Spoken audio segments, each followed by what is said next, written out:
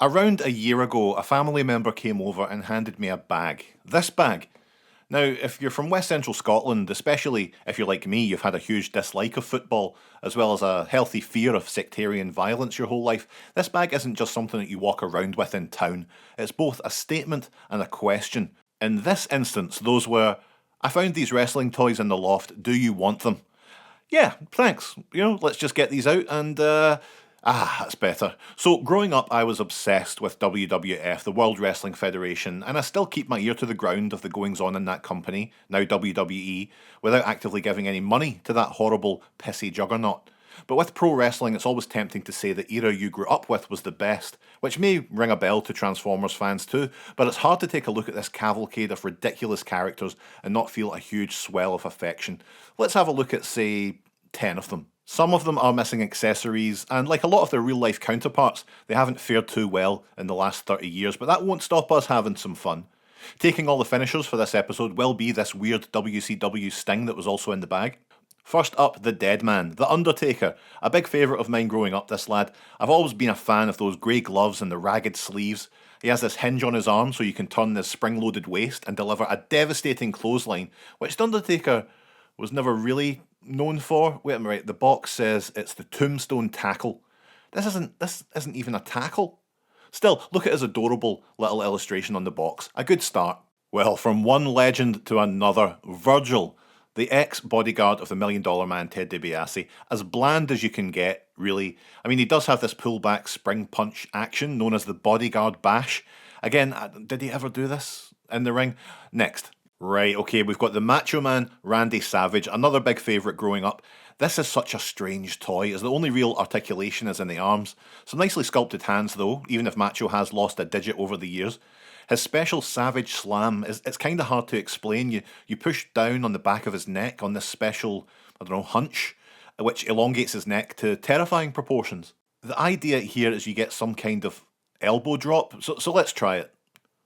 I suppose it kind of works. Next, Face from the A-Team. What are you doing in here?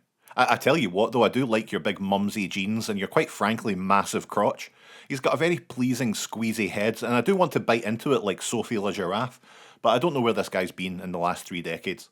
Yes, a belter, Bam Bigelow, one of those wrestlers where a pudgy little ugly guy like me could see there was perhaps a future in being a big maniac. Bam Bam comes with his Bam Bam Slam, which to be honest, these days looks more like he's pounding a desk on what would absolutely 100% be a right wing radio call in show. Uh oh, it's the Brits. The British Bulldog Davey Boy Smith. I love the way they've captured his big gormless face. His special feature is the Bulldog Bash, which was definitely supposed to be a Gorilla Press Slam, but still, it's fun. Bulldog, how many times today has your mix of a protein rich diet and human growth hormone led you to the bathroom? Oh, wow. Next up is all-round bad bastard Superfly Jimmy Snooker. Now that is definitely the face of a man who has seen and done some stuff, let me tell you. The upper body to leg ratio would make Brock Lesnar blush too. Snooker gets the Superfly Slam, similar to Macho, except this time the hunch is directly protruding from his bare back. Also, like Macho, I get what they were trying to do, but this just never works. Up next was another genuine favourite of mine as a kid, Tatanka. I thought he'd be the same basic toy as the Undertaker, but no, Tatanka has two arm joints that allow him this tomahawk tackle. Twist the waist around a few times and wham, best feature yet by far. But this isn't a tackle either. Do they know what a tackle is? I think they value alliteration over the facts, folks. Jake the Snake Roberts is up next, and he's missing his snake, Damien, but we can replace that with the WWF He-Man crossover Jake Snake for now.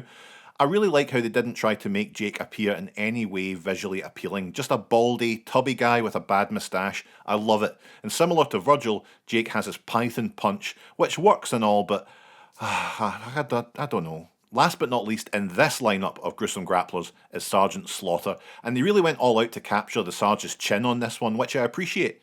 The feature is the Sarge's salute, and look, I ask you, even with that nicely sculpted pointing hand, if you were to replicate this to a sergeant expecting a salute, you'd be peeling potatoes until kingdom come. But I do think it's one of the better realised likenesses, and the sculpt is pretty decent, probably because the real life Slaughter was kind of a cartoon character already. Well, that's 10 wrestlers. A big thank you to the Icon for taking those moves. Oh, it's no bother, mate. I didn't mention this at the start, but behind the scenes, as is YouTube tradition, I've taken a shot of tequila with each wrestler we spoke about. So I need someone to drive me home. Anyone? Yeah, I'll sure, do it. hop in. Yeah, absolutely. That's not a problem. You know what? I might just walk.